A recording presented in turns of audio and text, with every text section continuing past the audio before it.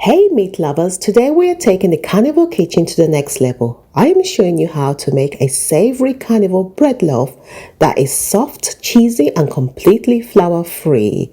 So for the ingredients, we need egg white powder, gelatin powder, baking powder, goat milk powder, some eggs, butter, single cream, cottage cheese, this is the brand I'm using, and of course we do need some cheese, which is optional.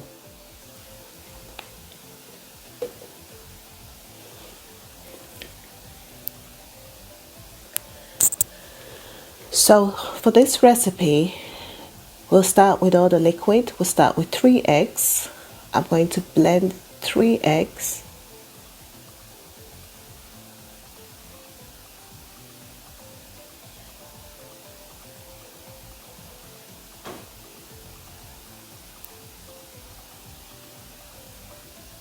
Oh, sorry, this is the brand I'm using. I actually got a Sainsbury brand.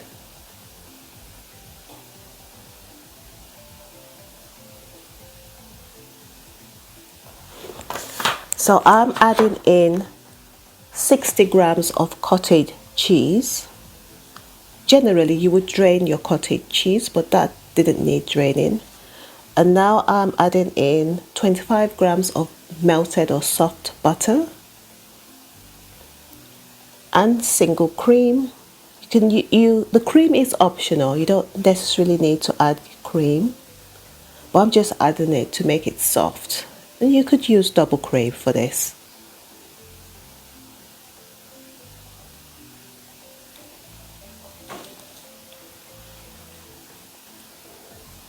Let's blend this up now.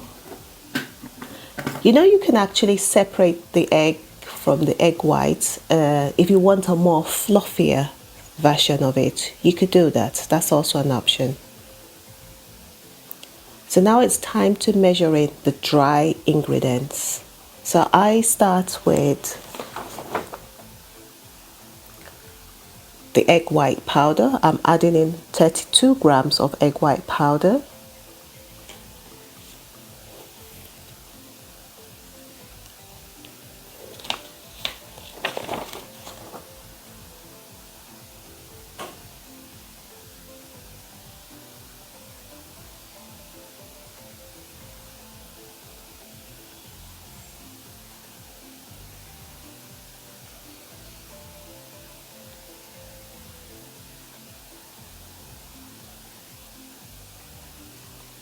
You know, this is my first time making this recipe, so let's hope it comes out quite nicely. And now I'm going to add goat milk powder. I'm adding in 20 grams of goat milk powder.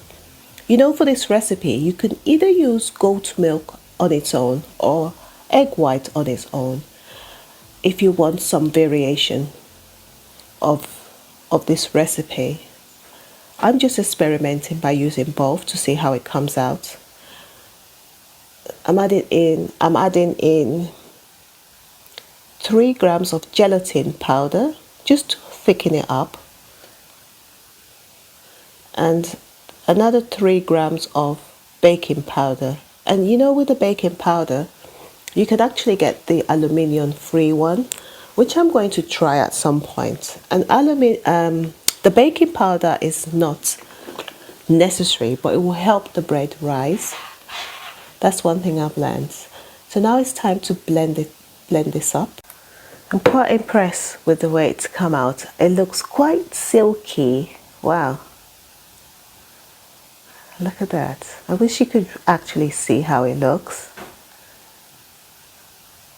But I could tell you it does look nice.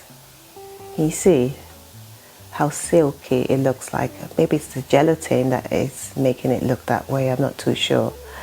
But yeah, I really love the texture, which means it hopefully will come out nice. So I'm adding in some cheese, about 30 to 35 grams of cheese, which is optional. You can also add some chicken or beef into this, chopped up.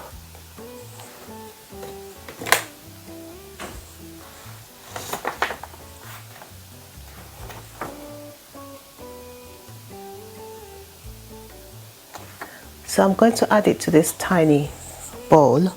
I would be making a bigger batch. I just want to see how it comes out, and then I'll use a bread tin.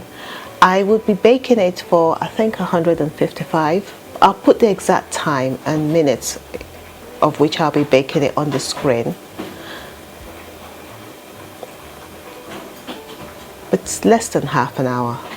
You obviously have to monitor it depending on how brown you want it to be, but I'll add all the measurements now. The time rather, of which I will be baking it for. I'm also going to leave this to rest for about 10 minutes before taking it to the oven, just to allow the gelatin to thicken it up a little bit more. So you can leave it to rest for about 5 to 10 minutes. And there you have it. I'll take it to the oven now. And this is it. Look at that. It's risen up.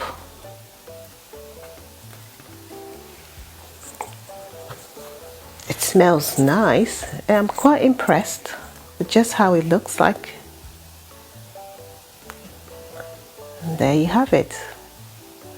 And I actually like the structure. You know, sometimes when you make these other recipes, it looks soggy. It doesn't even look like bread. But this one actually does look like bread. It browns. It has browned nicely on the outside and has this like crisp, you could tell just looking at it. So I'm quite impressed with how it's come out. You can toast this.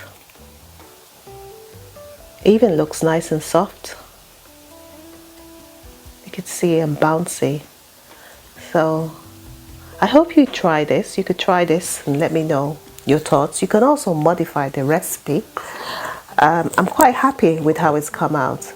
It does taste literally sweet, and it has this savory taste to it.